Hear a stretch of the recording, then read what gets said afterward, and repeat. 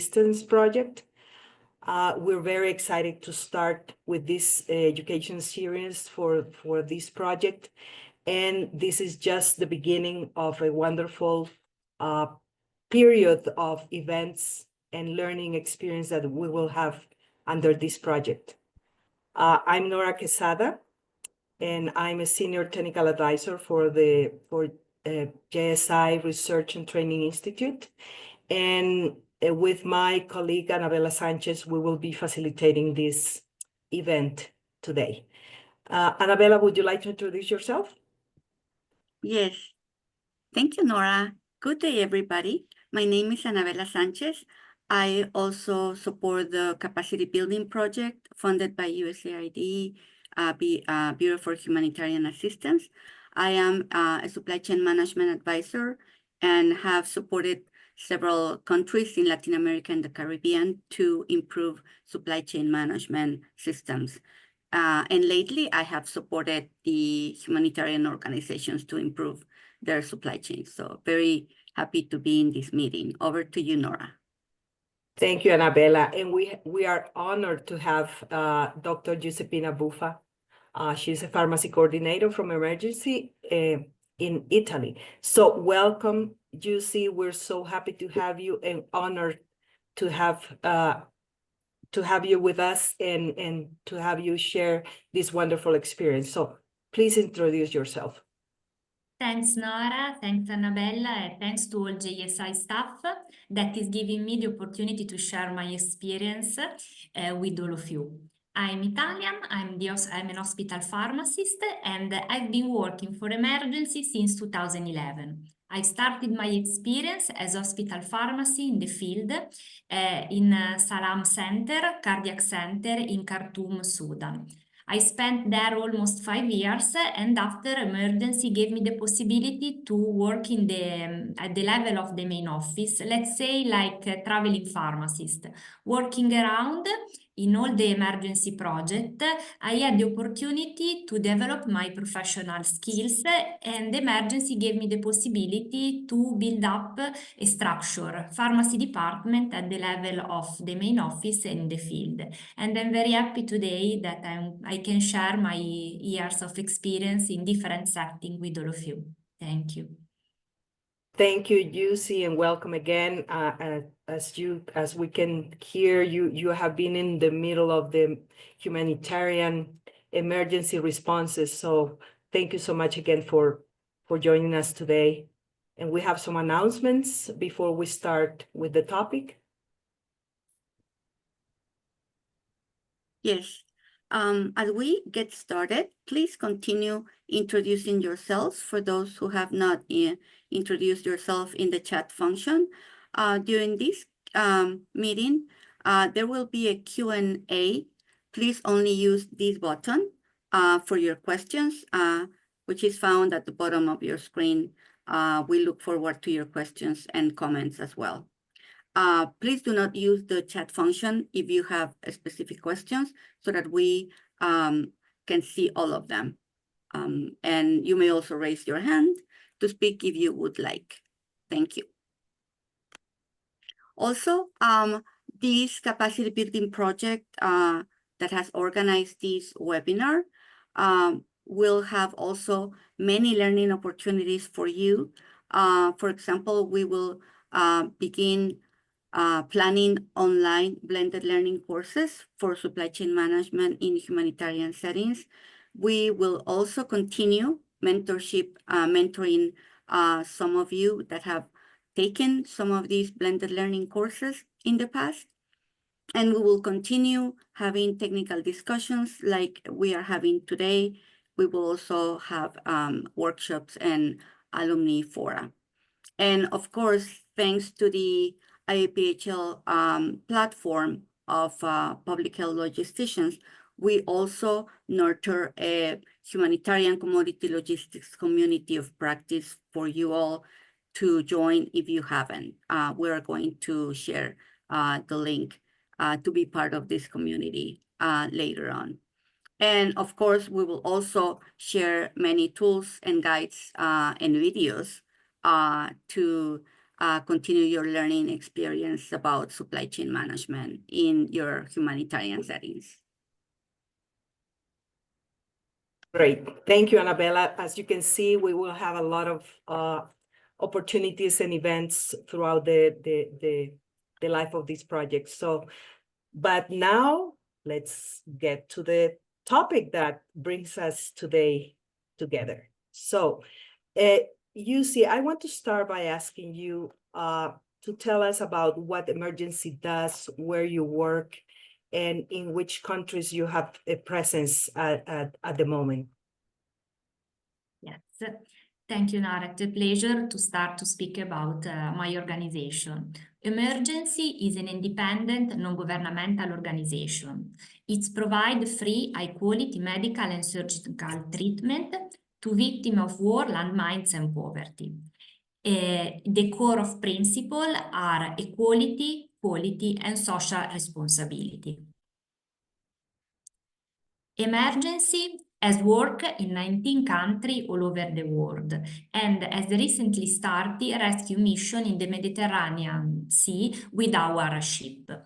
Emergency has a project in, as you can see in the map, in different countries: Iraq, Afghanistan, Uganda, Sierra Leone, Sudan, and Italy.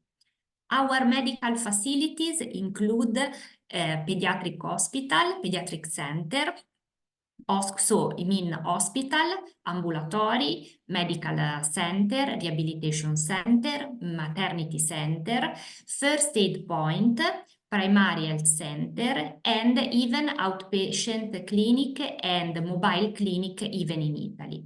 We have even excellence center, and for excellence center we mean specialized hospital. We have pediatric hospital in Entebbe, specialized in pediatric surgery, and the cardiac center in Khartoum, Sudan, where I started my experience.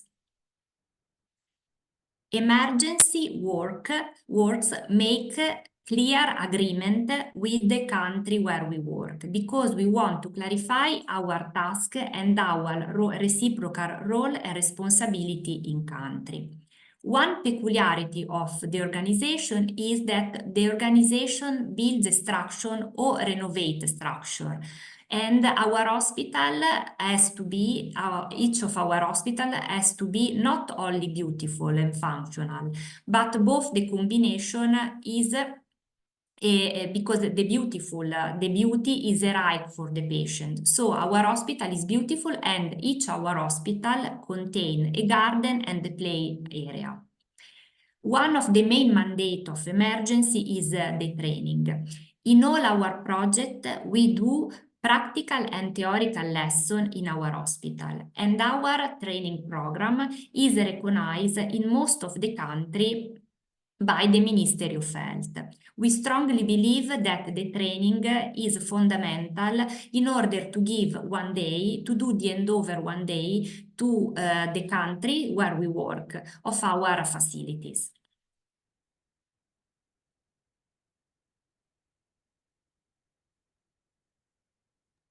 Thank you, Giusy. As we all know, human resources is at the center of the logistics cycle for supply chain management, because people move each of those components.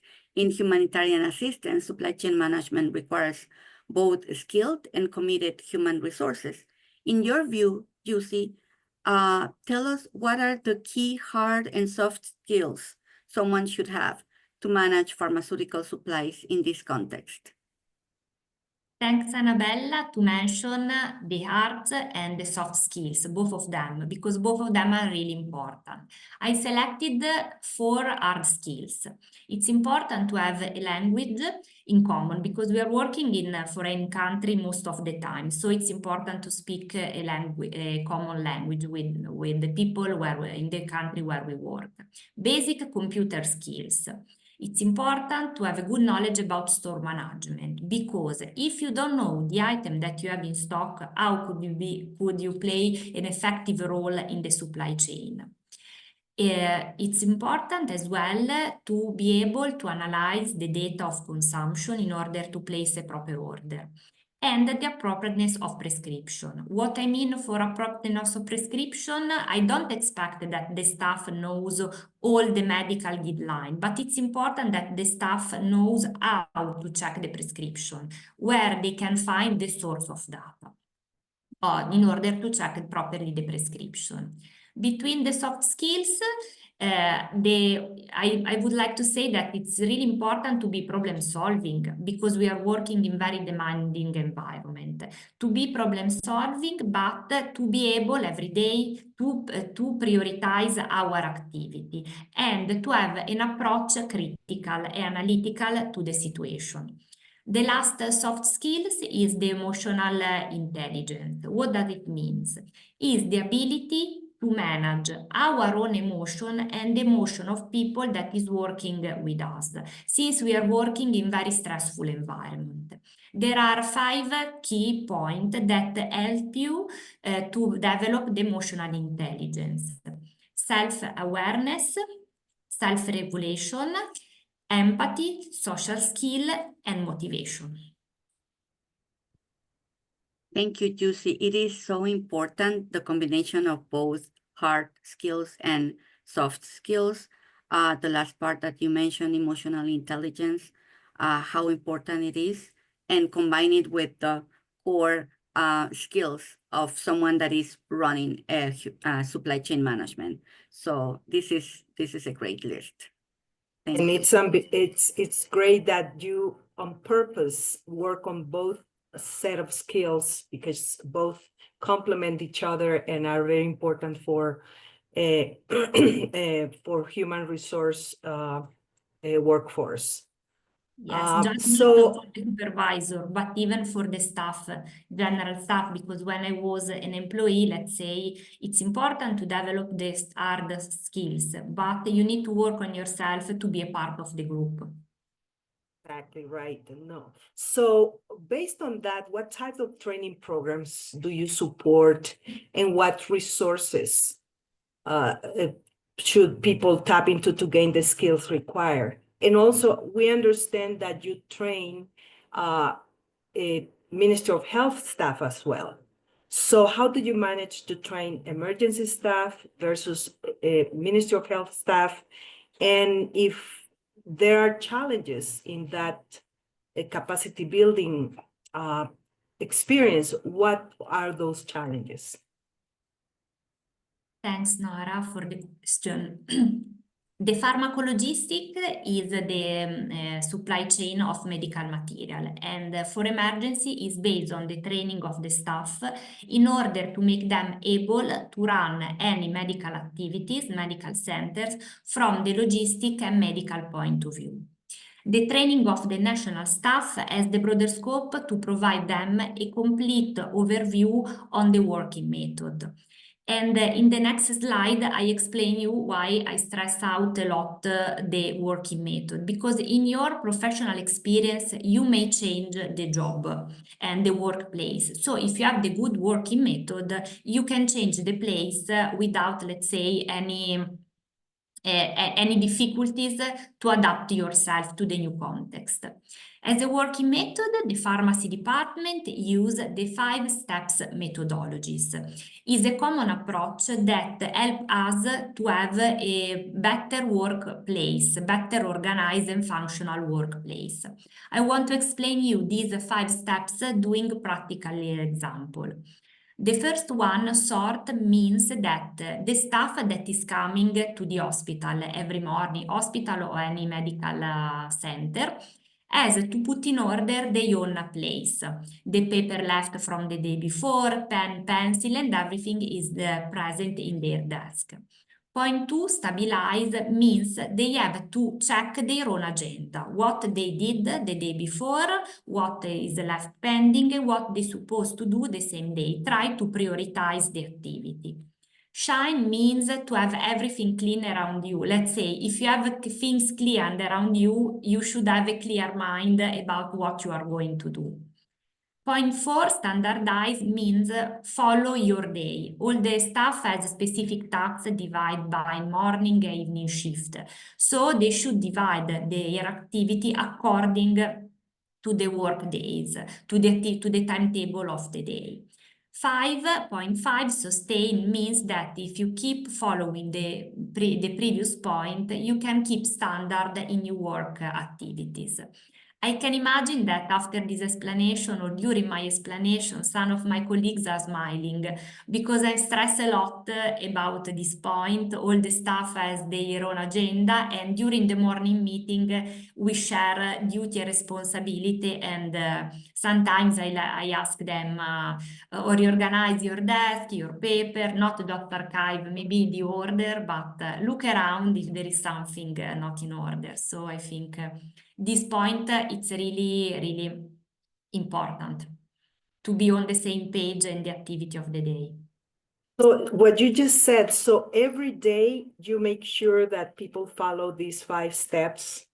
So you encourage your team or the teams at different places to meet before at the beginning of the day to go over these 5 steps. Yes, usually, I don't know, for example, the working day starts at 8 o'clock. They arrive at 8 o'clock, 8:30, we do the morning meeting. So they have half an hour to reorganize their place and to check their agenda. And after we share the priority of the days in a way that everybody is on the same page about what we have to do and what is pending and to define the priorities.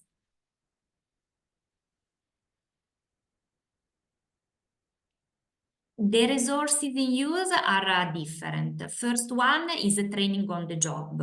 I mean, in emergency, in all the project, we train the staff during the day-to-day activity. We train the staff thanks to some lesson or webinar that they are able to attend. We have emergency guideline about the storm management, but even medical guidelines, so according to the topic. We have, as a pharmacy department, we have a standard operated procedure according to the different areas of activity. We use WHO guideline, like let's say one of the main source. And after we refer to the European Statement of Hospital Pharmacy of the European Association of Hospital Pharmacists. These statements are 6 statements and they cover all the aspects of the supply chain. These 6 statements express the commonly agreed objective for which every European health system should aim for in order to deliver the best patient care. I mentioned the European one because I'm Italian, but even because emergency believe that in our project, all our patients, they should have the best patient care like in our country. There is no difference between developing or poor country. We need to offer them high level of quality of care. Sorry, I forgot one question about MOH staff, if I'm not wrong. So regarding MOH staff, let's say, as I mentioned before, emergency makes a clear agreement with the authority in the country where we work before starting, in a way that the Ministry of Health knows exactly our mandate in country. So when we have staff that we call posted from MOH or recruited by MOH, let's say that emergency is in line with the need of the country. For example, if we decide to open a pediatric hospital because the country needs a pediatric hospital and the national staff to be trained in this field. So we don't, I never had any kind of issue because let's say that we are on the same page regarding the training and the mandate. So actually national staff is happy to join emergency to get a good training. So there is no difference and no, let's say, misunderstanding in the management or on the training. And I'm sure the Ministry of Health appreciates that because that elevates the the skills of its personnel as well, right? And so they can Exactly. continue training other staff within the Ministry of Health. That's a really great approach. And I think that they are happy to have emergency on the ground, no doubt. And we share even the documentation, Nora. We share the training plan, all the document that we work on it. We have a regular meeting with them in order to update each other. So yes, even we have staff posted by rotation, no? In order to give all the staff the possibility to get a certain experience in a specific area. Since our hospital, most of them are specialized. So they are coming for a certain period to get this kind of experience. Wonderful. Thank you. So, Giusy, as a pharmacy coordinator and supervisor, what can you tell us about the main challenges? How do you overcome these challenges? And what tools and practices do you use to build skills to motivate staff and especially retain supply chain management staff? Many questions at once, but very important. But one word at the beginning to reply. For me, the main challenge is related to the staff, to the management of the human resources, because they're really the center. Without the people, there are no process and no strategy. So I identify two main challenges related to the human resources. Turnover of the staff every 6 months and lack of trained staff. So the turnover every 6 months, because 6 months is the standard duration of the first contract in emergency. And we have country when people is going to leave our hospital every 6 months. For example, war country or emergency setting, where people want to go maybe in different country to have a better life, job opportunity, or personal reasons. We have country where we have lack of trained staff. So from the country itself, we can't have specialized staff, for example, pharmacists. From country to country, the situation could be different. So sometimes we face even this issue. I think that these are the two main challenges from my side. And related to the human resources, in order to overcome to these challenges, what I used to do is first is a root causes analysis with the AHR department at the level of the field and the main office in order to understand why the staff is leaving every 6 months is 1 year. Just to understand if the reason is the situation in the country or maybe why because our job offer is not appealing in some way. So we do this kind of analysis. Considering the turnover and the lack of trained staff, we are working hard on the implementation of the standard operative procedure because it's really important to start all over every time the training of the staff. I mentioned point 3, increase the number of the actual staff because in some emergency contexts when the situation in country is really deteriorated, we decide in according with the admin department to increase the number of the staff. Be aware that every 6 months, of course, some staff is leaving. So in this way, we increase the number of the staff to make up for this staff that is leaving. Of course, according to the budget availability and to specific context.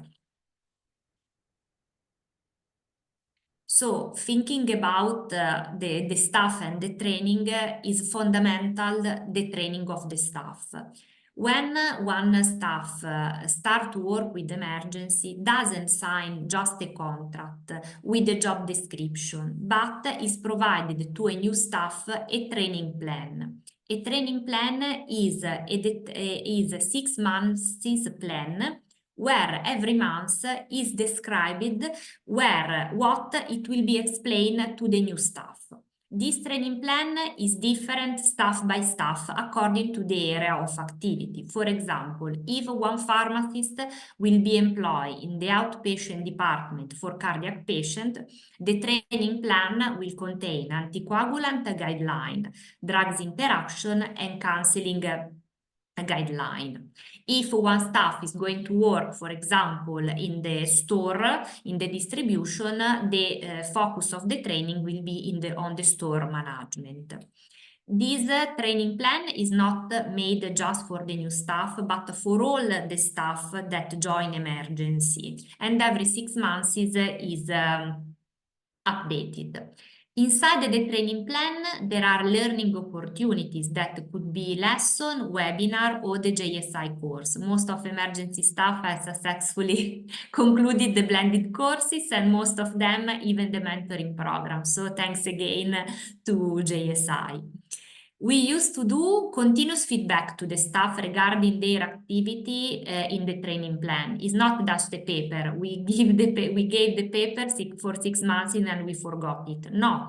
During the activity that the staff is doing, we give the staff continuous feedback. For example, this order elaboration was made well. You need to improve in this part, but it's informal communication.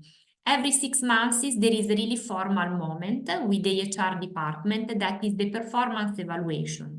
When we sit with the HR department, the staff, and the coordinator of the hospital or medical center, where we analyze the performance of the staff based on objective data, and we draft a new developing plan for the staff, in a way that the staff can have, let's say, a motivation to work with us, see that they can learn more things on the way. And the performance evaluation includes hard and soft skills, Annabella, both of them. You see, this is very important. It was a long set of questions, but you have addressed them so clearly. And I would say that it caught my attention what you're saying about the root cause analysis and how you partner with the Human Resources Department and how well organized you are, because you also mentioned that the training plan is revised every 6 months. That this is something that it not always happens. And I think it also motivates the staff, you know, like it is a way of saying training is important for emergency and my development is important for emergency. So I think you highlighted several aspects that are really like a lesson for our audience. And I also like that you have mentioned several times that training is fundamental. And it is clear that it is part of the routine work of you as a supervisor and the support that you receive from Human Resources Department. It's really great. It sounds really great. Thank you, Annabella. So about the performance evaluation, can you say a little bit more about that? How do you carry out the evaluation of the performance of personnel? What's the dynamics there?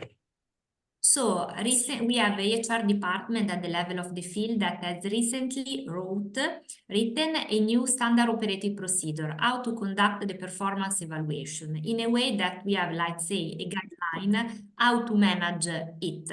How we need to address, how to write even the performance evaluation, how to write the hard skills, and how to detect and let's say judge the soft skills. So Emergency is a young organization, 30 years old, but let's say in the past year is growing up a lot, and especially in the human resources side. So I need to tell a thank you to the HR department, because I was doing it, let's say, on my own. But after, when the HR department built up this structure, the process became more transparent and clear even for the staff. So they see that they are judged, but from a professional point of view, with a clear point. It's not something personal from the supervisor. And even the presence of human resources during the performance evaluation, I mean, is a way that you can leave the staff to give what they think. It's not just me and the staff. So we have external auditor and even the medical coordinator that can give their opinion on this matter. So we have, in this case, really standard operating procedure about it, a formal form that we need to follow, that is in place in all the project and is the same. Great. Thank you so much. Wow. It's wonderful what you do. So based on what you have told us, Yusi, what would you recommend to supply chain management staff and supervisors if they want to improve the performance of their personnel and also have high-performing teams? Thanks for the question, Nora. And my first suggestion from the supervisor is creating a fertile ground of meaningful work and individual pathway towards meaningful work. For me, means don't leave the staff alone on their own to do their job. Keep the staff involved in what the organization is doing, and the supervisor, you represent the organization. Practically speaking, as a supervisor in all the project at the level of the main office, even in the field, I used to do the morning meeting with the staff. And this morning meeting, Nora and Annabella, is not just a moment when we share the priority or as a supervisor, I give instruction, but I want to share with them why what we are doing in this day, in that day, it's important in order to give the best patient care, or to prioritize one activity to the other in order to respond to the need to the hospital. So even as a supervisor, we need to consider that all the staff has different talent. We need to point out this talent. Of course, the training that, as you say, I repeat that it's really fundamental because people are the center of our activity. Training them is never a wasting of time, even if the staff is leaving the hospital. And through the training, you can discover the strong and the weak point of the staff. And for the strong point, you need to work on the weak point, but you need to point out the strong point in order that to make the staff to understand how their strong points are really key in the activity of the hospital. So as a supervisor, in this slide, I suggest to all supervisors to follow the words karma that summarize what I'm saying now. But since a few years ago I was part of the staff, not a supervisor, I suggest to all the staff in the project that they need to find themselves in what they are doing. Sometimes we are doing a job that we don't like, or maybe not all the aspects of the supply chain are really fit with our skills or fit with us. But what I mean is we need to be aware about all the aspects of the supply chain, but every staff should find themselves in what they are doing. Try to understand which is the best way for them to go ahead. And the role of supervisor is to help them in this let's say, in this finding, but it's a combination between supervisor and employee. This is my first recommendation. My second recommendation. And probably during this morning meeting, you have a good Italian coffee as well, right? Yes. To set the stage. Okay. Actually, all the staff start to enjoy Italian coffee, and in our project, Italian coffee is in our canteen. Has to be there. Item list. Is in the item list. That's Okay, the good, key good. for their improved performance. Yes, Exactly. in the early morning, especially morning, afternoon shift less, but morning shift, Right. yes. Good. My second recommendation is to work in team and in teaming. Now I'm going to explain you the difference. At the level of the main office, we have pharmacy department that is made by a fixed group of people. There is me as a supervisor. There is Marco, is in charge for the supply chain area. Daniela, that is in charge for tender and planning, and Yune, that is in charge for appropriateness of prescription. We work as a team. Together, everyone achieves more. We are a fixed group of people that support and supervise the activity of the pharmacy department in the field. In the project, the organigram of the pharmacy department is the same. We have a country pharmacist, pharmacy coordinator, and pharmacy manager according to the activity that they have even pharmacy officer under them. In the project, the situation is different because, as I mentioned before, there is sometimes turnover of the staff. So what we have to do is to work in teaming. Teaming is a really new word, still under studying at the Harvard University. Teaming means getting up to speed quickly so you can work together effectively. So what I do to have to get the best teaming possible. During the selection process, when I do the selection of the staff for a specific project, I take in consideration the weak and the strong point of the project in order to select the staff most suitable to the needs of the project. For example, we need to review the store management, or we are going to have a new store in one project. So I need someone that is really expert in the store management. So I try in the selection process to find this pharmacist. I take in consideration even the staff present in the other department, because not just the hard skills, but even the soft skills, in order to have the best teaming possible, not only in pharmacy, but at the project level itself. And really teaming, I think it's an interesting word that link a lot with our activity in developing country when there is a turnover of staff.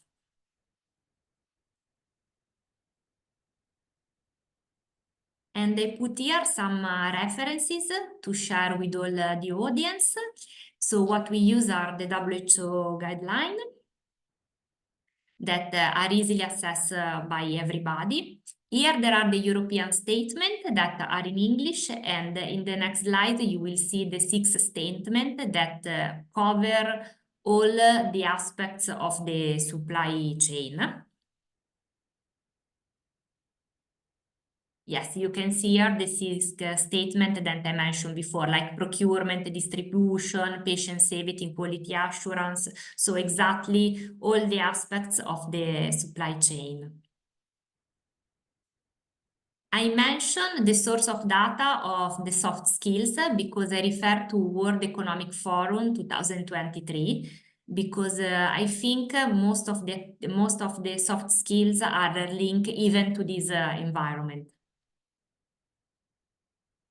And at the end, I put lean management and lean thinking, that it's the way to approach the problem and to find solution, not just only for the supervisor, but even for all the staff. And they give you a working method, a good approach, how to detect the problem and the issue. And for example, 5-step methodology and the meaning of karma are coming from this source of data. Thank you, Nora, Annabella, and thanks to all the staff that has been working with me in this past year, following me with the commitment, passion in all the tip of the day, tip of the year and everything. Some of the staff, they told me, now, Giusia, you have a tip of every second of my life since I met you. So, no, thank you very much to all the staff, because if I was able to build up a structure of pharmacy department, it's thanks to them, their commitment and support.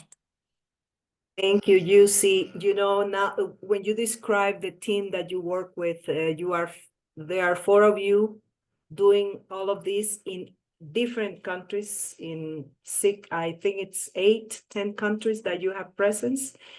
And people probably are wondering, okay, because this is like a very methodological way of approaching you know, the human resources strengthening, capacity building. And when there's an emergency, sometimes you don't have time to think about this. You just have to act and respond to the emergency. But so how does emergency articulate all what you have shared with us to make it work, to keep the staff motivated, to really compensate for the staff turnover, to keep the staff trained to manage the MOH training of their staff and so on, because that's what, you know, on paper it looks wonderful. And we know that you are implemented within emergency, but how do you do that? How can you describe the steps to other organizations who would like to do something similar to what emergency is doing? So thanks, Nora, for the question. That it's a really very complex question. I try to reply one by one.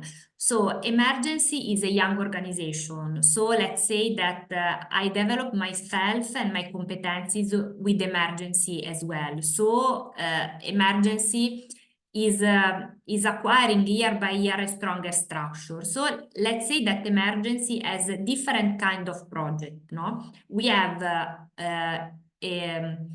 excellence project that are elective specialized project. It means elective surgery. So this is a kind of project that, let's say, has more stability in the management. And after we have emergency project. So the approach to this kind of project is different. It means that we have people dedicated to the different activity. It was not like this at the beginning. So emergency has been growing up very fast in the past year. So we did a lot of things, and let's say that the passion and the commitment of all the staff for seeing that new projects were coming motivate us. But of course, to respond to the need, we needed the right number of people. So my job was to analyze the context, to provide some number to my responsible, to tell them that these activities are related to these people and the activity of the farm, because sometimes the main complaint is asking human resources. But the human resources are not just number of people, but people that run fundamental activity for the hospital. And the supply chain is fundamental. Without supply chain, there is no hospital working. So I try to combine, even the organigram of pharmacy department is made by the analysis of 10 years of data of pharmacy department activity in order to base the number on that, to base the request on data. So I need this number of people according to this activity, country by country. Try to differentiate the, let's say, regular project and emergency project. For example, right now we are working like in emergency group of people in emergency that is working just in this project. At the moment, my approach with my colleagues is that one of us as senior staff will be like project manager of the new activity, in a way that there is someone that take a lead of the new activity, helped by junior staff or new staff. But for me, it's important to have experience from the field, and even the staff in the first mission doesn't have to be left alone in this such of new experience. You need to support them. So as pharmacy at the level of the main office, we support them, working with them in the field for a period in order to do the handover and to build up a structure. So I would say analyzing the context and differentiate the different contexts, because the number of people and activity are different. Of course, everything should be shared with the headquarters, with the responsible, because it depends what the organization wants to do. So thank you so much, Yusi. Very, very useful what you just shared. So I'm sure the people, the participants who are joining us today have questions as well. And we know that, you know, this methodology has been developed by emergency on how to train staff, how to retain staff, how to mitigate the turnover of staff. And I'm sure that people that deliver also has developed some resources to help organizations build the capacity of their staff. And we know that we have Dominique in the audience. And if Dominique, would you like to share some of the resources that you have. And if you have any questions for UC, of course, more than welcome to. We welcome you to ask those questions as well. So, Dominique. Yeah. Hi, Nora, and hello, everyone. Thank you for giving me an opportunity to speak. Wonderful to be part of this webinar today. As maybe some of you may know, People That Deliver is a coalition of 34 organizations working together and committed to building the capacity of the health supply chain workforce, but also at the same time, basically advocating for supply chain management professionalization in the health system. And we've been fortunate to have been funded for several years now to develop some key resources to help capacitate the health supply chain workforce. And I would say that if you have a moment, take a look at our website, which is www.peoplethatdeliver.org. Here you'll find our foundational document, which is our supply chain management, building supply chain management theory of change, which speaks to some of the what we've heard today on the webinar as well. And it focuses on basically looking at the key areas to optimize the workforce through the lens of staffing, skills development, working conditions, and motivation. And so when you're thinking about capacitating your health supply chain workforce, training, as we know, within skills development is very important, but also think about the motivation pathway and think about performance management of being a key area that needs to be provided attention to. But at the same time, we know that none of this works if you don't have the right working conditions. And none of this works if you don't have the recruitment and retention strategies to keep your staff motivated. And so that's the theory of change. On top of that, we also published in 2020 our supply chain management professionalization framework. And that is really a key resource that is starting to help build very specific career pathways in health supply chain management. Identifying through 4 sort of key resources, the job descriptions for 80 plus types of roles end to end within the supply chain, to also the job descriptions with specific KPIs, to also mapping out educational opportunities to support your movement throughout a career in supply chain management. So that's it's a key resource.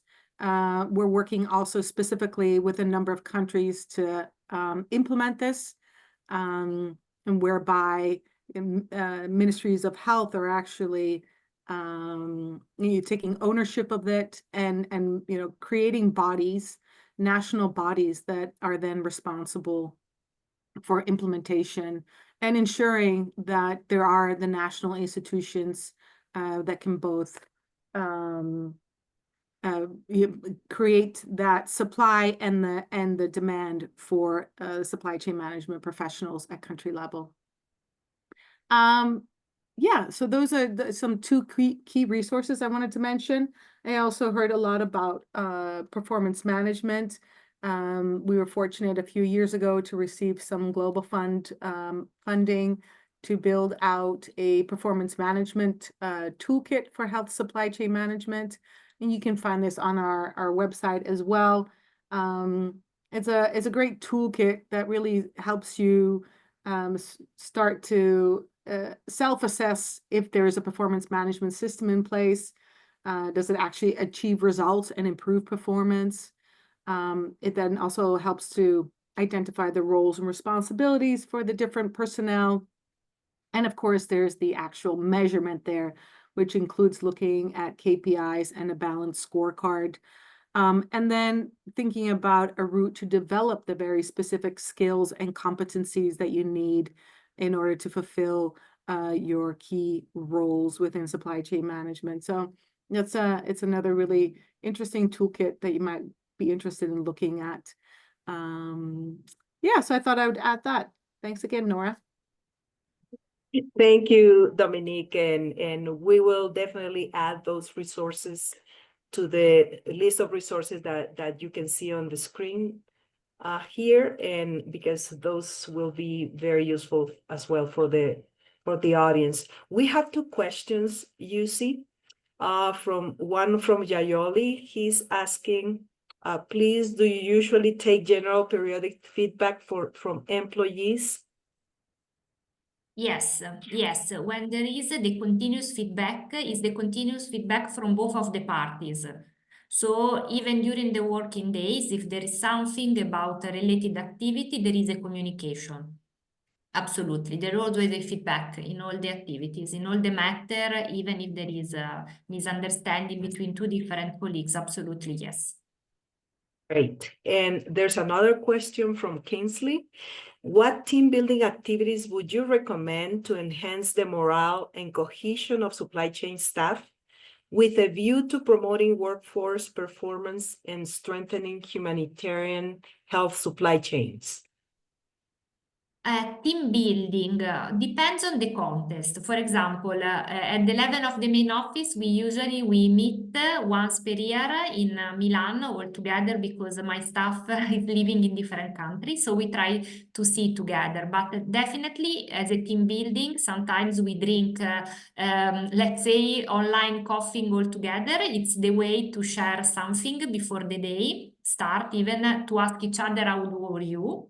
At the level of the field, in the project, the team building is even to leave the staff the freedom to go for lunch, maybe in groups or in pair, according what they want to do. Of course, there is a rotation even during the lunch break, but there is maybe a coffee time, a moment that we laugh. I mean, it should be something natural, but there are some moments, like, I don't know, we go once per year before Christmas time or before a specific before the Eid for Muslim country, we go to have a dinner all together outside. But I think not only the specific moment, but is even small moments day to day. Even the coffee break could be a moment when you do the team building. Not sometimes all the stuff together, but in a small group by a rotation in a way that there is interaction. Of course, you have colleagues that you get better with than the other, but this is normal. Okay, great. And I know Annabella had some comments as well. And let me see, someone is raising, I cannot see, but somebody's raising his or her hand. So go ahead, please open up your mic and ask the question.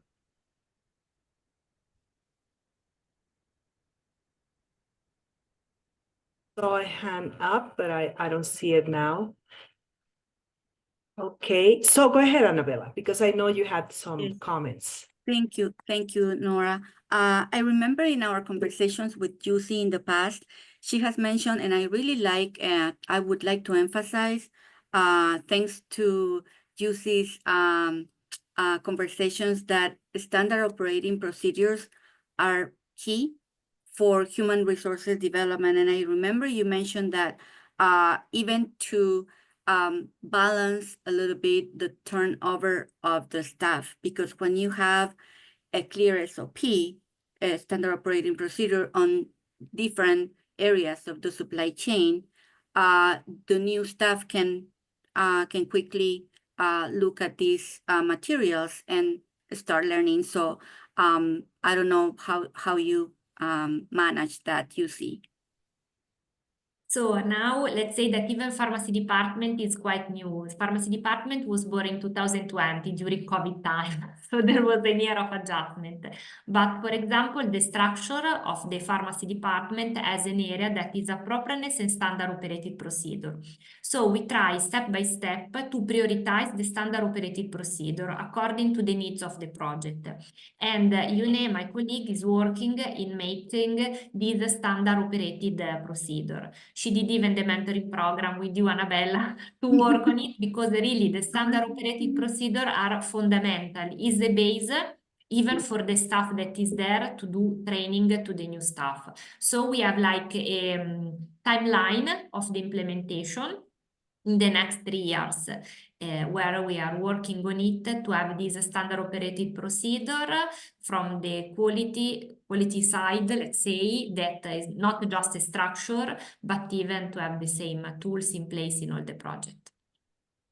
Thank you, Giusy. And I think I really like the fact of really using standard operating procedures, because sometimes you just leave them in the shelf and it is not a consultation resource for people to continue learning. So I think that could be a takeaway from hearing about your experience. And the second one is that when you bring new staff, you mentioned that the job description is given also with a training plan.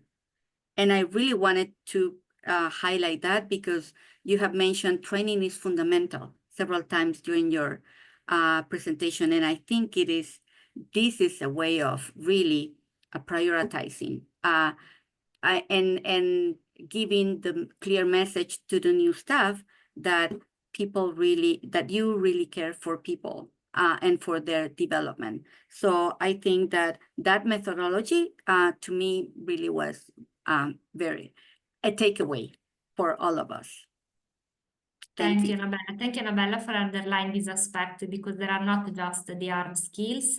I mean, of course, we need to know how to place the order side, the risk cycle, but we need to work on people, to train people, and to have material to train people. So absolutely. Thanks to underline this part. Thank you very much.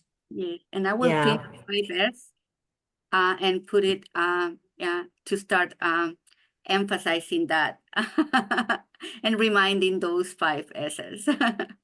Yeah, definitely. And I think that also another takeaway is that in order to keep your staff motivated and trained, you don't have to have a huge budget to take people to some hotel and train them for 5 days and so on.